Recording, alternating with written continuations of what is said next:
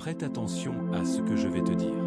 Au fond de toi réside une étincelle que tu ne perçois peut-être plus clairement, une énergie que tu as permis de s'endormir, non par fragilité, mais parce que tu t'es accoutumé à exister bien en deçà de tes véritables capacités. Tu as laissé en sommeil une ressource colossale, une vigueur profonde susceptible de métamorphoser ton quotidien, une aptitude que tu as recouverte d'épaisses strates de scepticisme, de justification, de crainte des critiques et surtout de cette tendance destructrice à te dévaloriser constamment.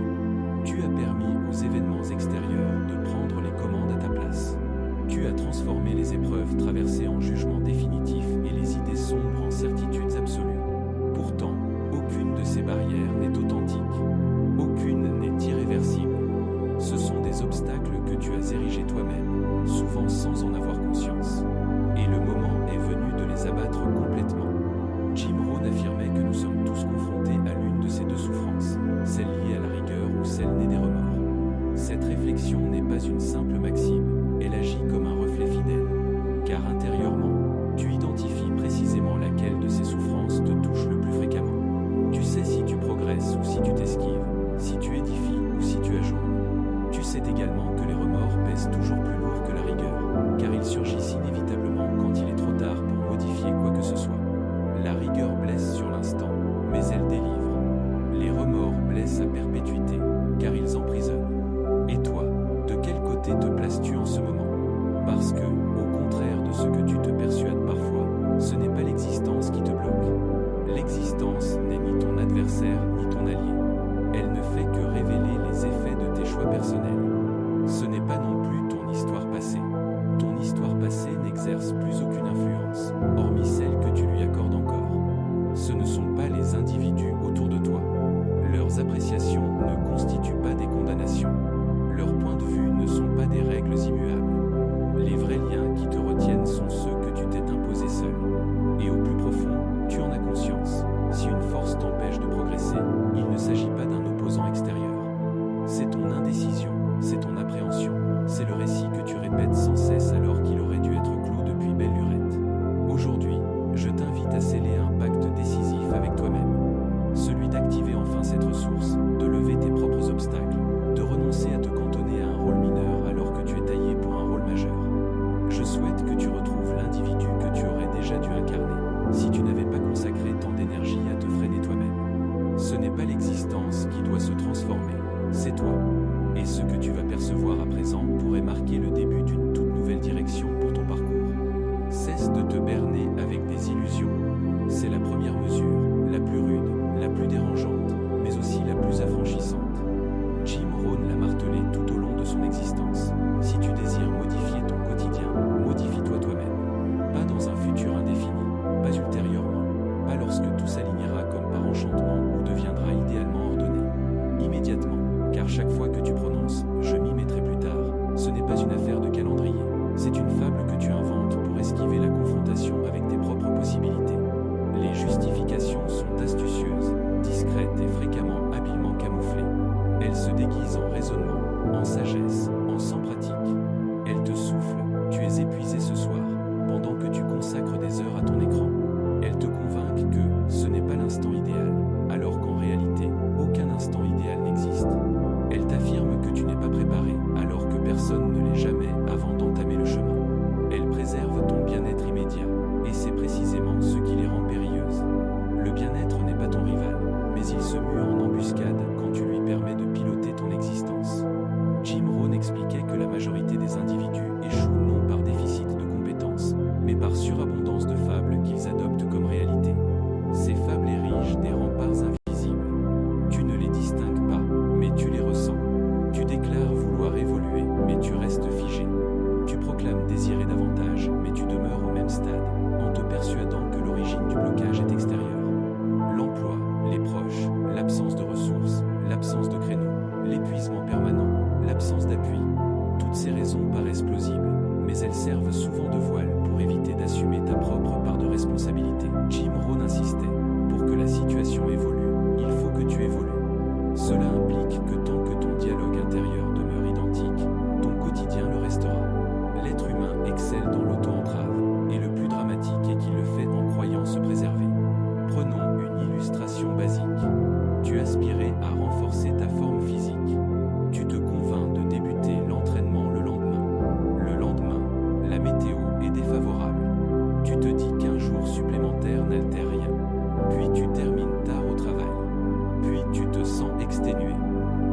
Ensuite, tu attends le début de semaine, puis le début du mois.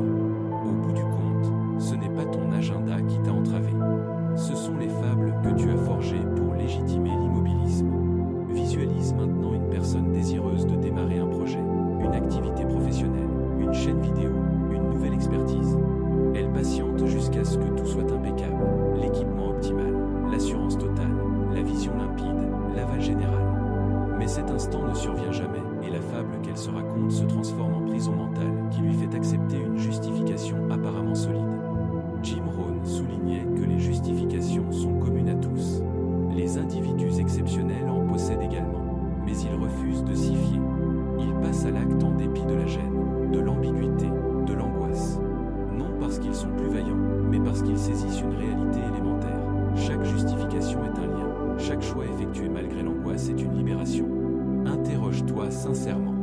Combien de choix cruciaux as-tu différé simplement parce que le récit intérieur t'a persuadé que tu n'étais pas apte?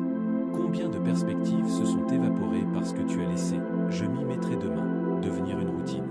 Combien d'aspirations ont été ensevelies sous l'expression « je manque de créneaux » Jim Rohn affirmait « le même souffle anime chacun de nous. Ce qui distingue, c'est la façon dont tu orientes ta toile. En d'autres termes, ce ne sont pas les situations qui façonnent ton parcours, mais ta faculté à intervenir en leur présence. Les justifications n'ont qu'une finalité, préserver la version de toi qui stagne. Pourtant, tu n'es pas venu au monde pour rester statique. Tu es venu pour te développer. Lorsque tu commences à substituer tes fables par de la franchise, tout bascule. Tu commences à reconnaître « je ne suis pas épuisé, je manque de rigueur ». Ce n'est pas un instant inadapté, c'est moi qui diffère.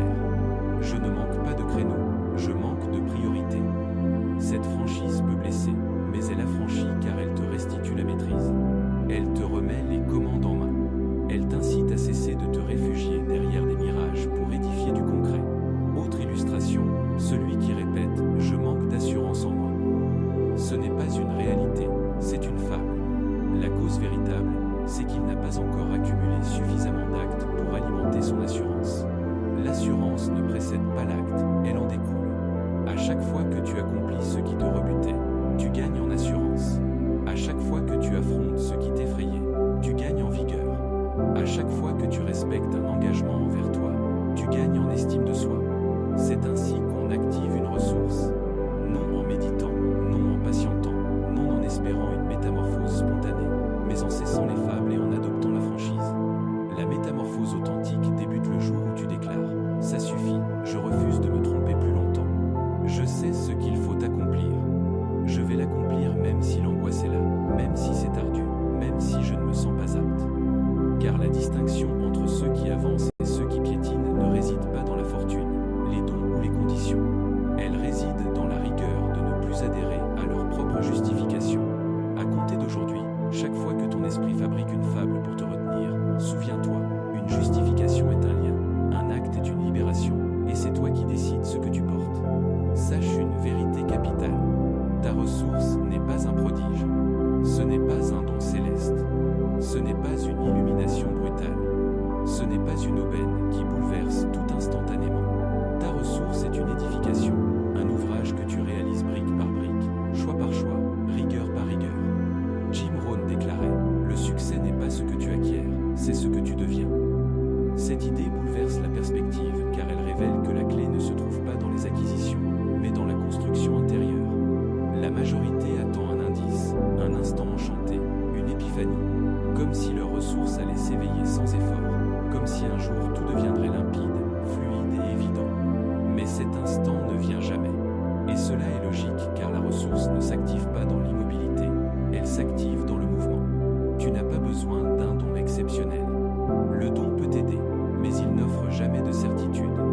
Des milliers d'individus doués vivent en deçà de leurs possibilités simplement parce qu'ils n'ont pas forgé les routines indispensables pour exprimer ce don. Tu n'as pas besoin d'une aubaine rare. L'aubaine favorise ceux qui sont préparés, ceux qui se sont forgés intérieurement pour saisir les perspectives. Comme le disait Jim Rohn, l'aubaine naît de la rencontre entre préparation et perspective. Tu n'as pas besoin non plus qu'on t'ouvre une porte extérieure. Ce n'est pas cette porte-là qu'il faut attendre. C'est une porte intérieure qu'il faut forger, car si tu deviens discipliné, compétent, fiable et résolu, les portes s'ouvriront d'elles-mêmes. Tu n'auras plus à implorer, à quêter l'approbation ou à espérer un prodige. Tu deviendras le type d'individu qu'on soutient, qu'on respecte, qui attire naturellement les perspectives. Ta ressource s'active quand tu modifies tes routines. Pas quand tu te stimules un jour pour retomber dans l'ancien schéma le suivant. Pas quand tu attends l'élan. Pas quand tu espères que ton cadre évolue sans ton intervention. Elle s'active quand tu transformes tes gestes quotidiens, car ton existence n'est que l'addition de tes routines. Une personne qui absorbe 10 pages quotidiennement ne devient pas identique à celle qui n'ouvre jamais un livre. Une personne qui investit 1 heure par jour à progresser ne devient pas identique à celle qui parcourt les flux numériques. Une personne qui honore ses engagements envers elle-même ne devient pas identique à celle qui invente des prétextes pour s'échapper.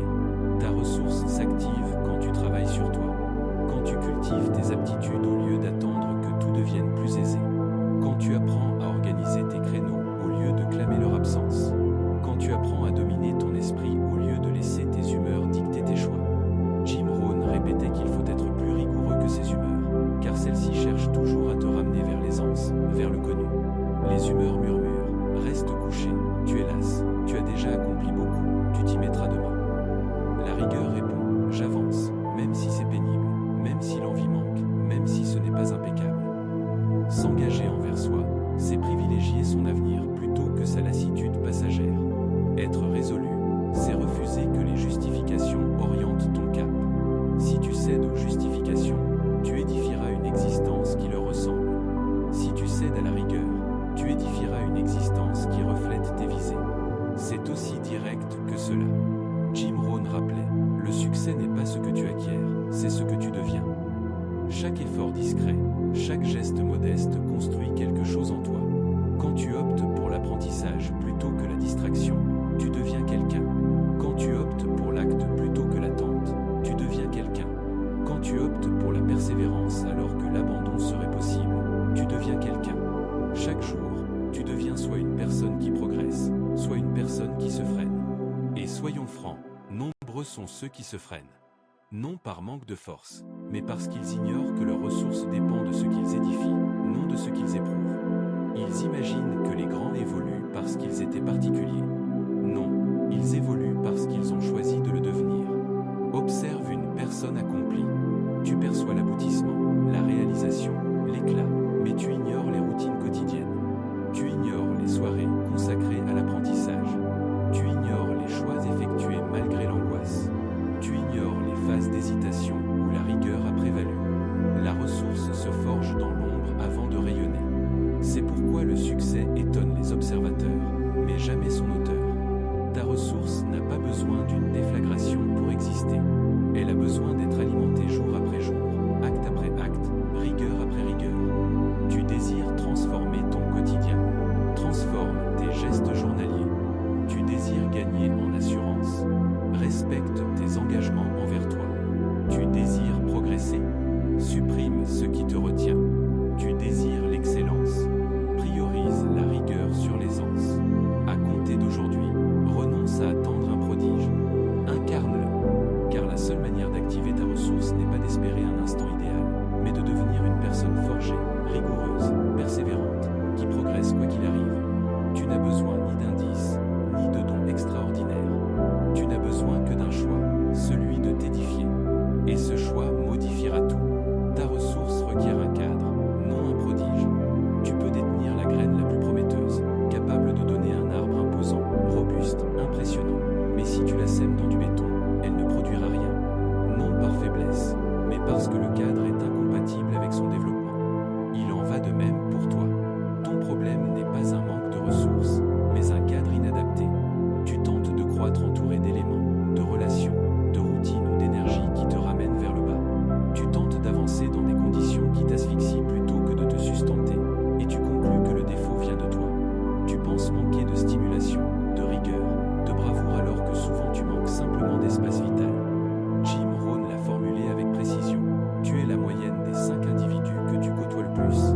Ce n'est pas une image, c'est une règle psychologique, émotionnelle, énergétique. Si tu passes ton temps avec des personnes qui se lamentent, qui dénigrent, qui capitulent au premier écueil, qui doutent constamment, ton esprit absorbe leur schéma comme une éponge. Tu deviens ce que tu observes, ce que tu entends, ce que tu acceptes.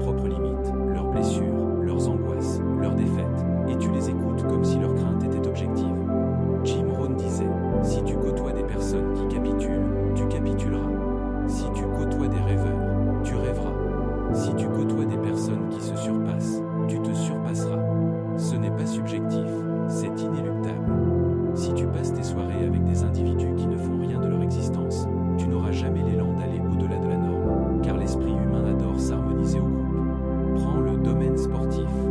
Tu peux être épuisé, découragé, prêt à jeter l'éponge, mais si tu évolues parmi des personnes qui s'entraînent dur, qui se dépassent, qui persistent, ton niveau s'élève naturellement. Non parce que tu deviens soudain plus robuste, mais parce que tu captes l'énergie ambiante. À l'inverse, place une personne ultra motivée, ultra rigoureuse dans un cercle négatif, pessimiste, passif. Progressivement, sa flamme intérieure faiblira. Pas brutalement, mais par accumulation de gouttes, critique après critique, doute après doute. Toutes les réalisations majeures partagent un trait. Elles se sont édifiées dans un cadre qui les alimentait. Pas forcément doux, pas forcément simple, mais un cadre qui élevait, qui tirait vers le haut, qui laissait la ressource respirer. Exemple concret, un jeune élevé dans un milieu où l'on renonce facilement, où personne ne lit, où personne ne se dépasse. S'il choisit de transformer son parcours, il devra livrer une double bataille, contre lui-même et contre son cadre. Mais place-le dans un groupe où chacun poursuit ses buts, apprend quotidiennement, progresse, rêve en grand, discute d'avenir plutôt que de ragots, et sa ressource s'épanouira. Non parce qu'il a changé d'esprit, mais parce qu'il a changé d'air. Vois-tu, ta ressource n'est pas endormie. Elle est comprimée, comme une flamme privée d'oxygène. Tu crois manquer de stimulation, mais tu manques d'espace, de lumière. Tu manques de personnes qui te rappellent tes possibilités plutôt que les risques. Tu manques de dialogues qui élargissent ton horizon plutôt que de le rétrécir. Tu manques de références, d'exemples, de perspectives. Jim Rohn répétait que le cadre est plus puissant que la détermination. Tu peux posséder la plus ferme résolution. Si ton cadre est nocif, tu finiras par céder. Non par faiblesse, mais parce qu'aucun arbre ne pousse sur du béton. Alors, élimine ce qui t'asphyxie. Cela peut être des liens, des routines, des lieux, des échanges, des attitudes. Tu n'es pas obligé de haïr pour t'éloigner. Tu n'es pas obligé de rompre définitivement pour préserver ta croissance. Mais tu dois opérer un choix clair, cesser d'exposer ta ressource à ce qui la détruit. Opte pour des cadres qui t'obligent à t'élever. Côtoie des individus qui te persuadent que tu peux accomplir davantage. Garde près de toi ceux qui progressent sans relâche. Consacre du temps à ceux qui t'incitent à devenir supérieur, pas à ceux qui légitiment ta stagnation. Ta ressource n'exige ni enchantement, ni aubaine, ni prodige. Elle exige un cadre qui lui permette enfin de s'épanouir. Et dès l'instant où tu modifies ton cadre, tu modifies ton existence. Pas lentement, instantanément. Parce que pour la première fois, tu offres à ta graine intérieure la chance de devenir l'arbre qu'elle était vouée à être. Enfin, passe à l'acte même sans conviction totale. La majorité attend de se sentir assurée avant de bouger. Ils attendent que l'angoisse s'estompe, que les incertitudes s'apaisent, que le cadre soit idéal, que tout soit clair. Mais Jim Rohn l'a répété inlassablement, cet instant n'arrive jamais. Si tu attends d'être apte, tu resteras immobile. La réalité est directe et sans complaisance. L'assurance ne devance pas l'acte, elle en découle. Ta ressource ne se dévoile pas avant le mouvement. Elle se dévoile grâce au mouvement. C'est comme une lumière qui ne s'allume qu'en avançant dans l'obscurité. Tant que tu restes fixe, tu demeures dans le noir. Mais le simple geste d'avancer déclenche clarté, vitalité, audace. Pas d'un seul coup, pas de façon théâtrale, mais suffisamment pour révéler le pas suivant. Et c'est là l'essence du mouvement. Non un prodige, mais une révélation progressive de tes possibilités. Jim Rohn disait souvent, ne souhaite pas que ce soit plus simple. Souhaite devenir meilleur. Et devenir meilleur ne commence pas dans l'aisance. Il commence précisément dans le doute, dans le tremblement, dans l'incertitude de la réussite. C'est là que tu t'élargis, que tu te forges, que tu deviens quelqu'un. Regarde ceux que tu admires. Ils ne sont pas devenus solides parce qu'ils étaient certains du succès. Ils le sont devenus parce qu'ils ont avancé malgré l'incertitude. Ils ont débuté avant de se sentir prêts. Ils ont persisté alors que leur esprit hurlait l'impossibilité. Ils ont continué quand la stimulation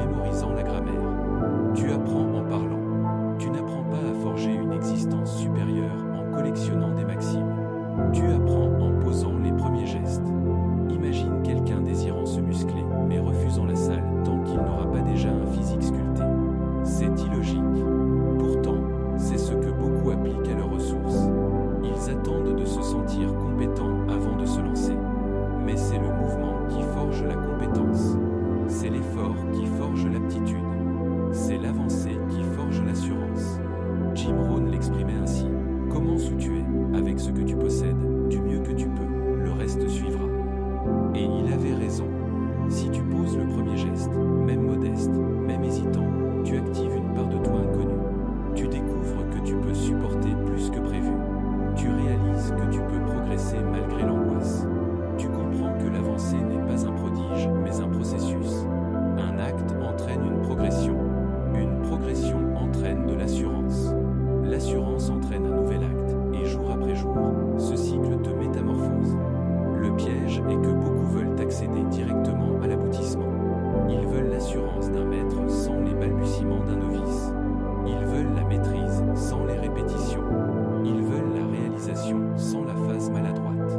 Mais la réalité impose d'accepter l'imperfection, l'hésitation, les débuts modestes. Alors, interroge-toi, quel est le geste, même infime, que tu peux poser aujourd'hui? Pas le mois prochain, pas demain, aujourd'hui. Peut-être cet appel différé, cette formation à entamer, cet échange délicat à engager, cette résolution évitée depuis des années. Peu importe l'ampleur, seul compte l'orientation. Car un geste modeste répété quotidiennement te conduira infiniment plus loin que des projets grandioses jamais lancés. Et tu verras, au début, le doute persistera. Puis, avec le temps, la surprise viendra. Tu te diras, je suis capable de bien plus que je ne l'imaginais. Puis un jour, en regardant derrière, tu constateras que tu n'es plus le même. Tes pensées ont changé. Tes actes ont changé. Tes tolérances ont changé. Tu es devenu plus solide, plus lucide, plus rigoureux. Et tout cela parce que tu as osé débuter avant d'y croire pleinement. Voilà le message que Jim Rohn voulait transmettre. Ta ressource est déjà là, mais elle sommeille tant que tu restes inerte. Le mouvement, même réduit, même incertain, même imparfait, est ce qui l'éveille. Alors, renonce à chercher l'instant idéal. Forge-le. Renonce à chercher l'assurance. Construis-la. Renonce à chercher la certitude. Avance sans elle. Ta ressource n'attend qu'un seul geste, que tu poses le premier pas. Le reste suivra. Tu as trop longtemps maintenu la pression sur le frein, trop longtemps minimisé ce qui vit en toi, trop longtemps existé en deçà de tes possibilités. Aujourd'hui, opère un choix clair. Relâche le frein, progresse, édifie, deviens. Car cette ressource que tu recherches n'attend qu'une seule chose, que tu choisisses enfin de l'exprimer. La réalité est que tu n'as pas besoin d'être irréprochable pour débuter. Tu n'as pas besoin d'être assuré pour avancer. Tu n'as pas besoin de toutes les réponses pour poser le premier geste. Tu as seulement besoin de décider que tu cesseras de te retenir toi-même. Jim Rohn disait, ce n'est pas ce que tu obtiens qui te comble, c'est ce que tu deviens. Et tu deviens quelqu'un dès l'instant où tu refuses de rester prisonnier de l'ancienne version de toi. Tu n'es pas venu au monde pour te dissimuler, pour te restreindre, pour t'éteindre. Tu es venu pour te développer, pour croître, pour t'élever. Mais rien de cela ne se produira tant que tu garderas la pression sur le frein. Tant que tu resteras dans les mêmes routines, entouré des mêmes justifications, enfermé dans les mêmes angoisses, tu ne découvriras jamais l'étendue de tes capacités réelles. Alors aujourd'hui, accomplis ce que tu aurais dû accomplir depuis longtemps. Choisis d'avancer à pleine vitesse. Choisis de quitter la version sécurisée mais étroite de toi-même. Choisis de prendre l'élan vers l'existence que tu mérites. Oui, le doute surgira. Oui, tu trébucheras. Oui, tu auras parfois l'impression de progresser à l'aveugle. Mais progresse malgré tout, car c'est exactement dans ce mouvement que ta ressource commence à s'épanouir, à s'étendre, à s'éveiller. Chaque jour d'avancée réduit un peu l'angoisse et amplifie un peu la vigueur qui sommeille en toi. Chaque geste modeste, chaque effort, chaque choix nourrit la personne que tu es en train de forger. Retiens cela, ton quotidien ne se transformera pas parce que tu en rêves, il se transformera parce que tu le décides. Et cette décision commence maintenant, pas demain, pas quand tu te sentiras prêt. Maintenant, relâche le frein. Ose progresser, édifier, ose incarner la version de toi que tu as trop longtemps retenue. Ta ressource n'attend que toi.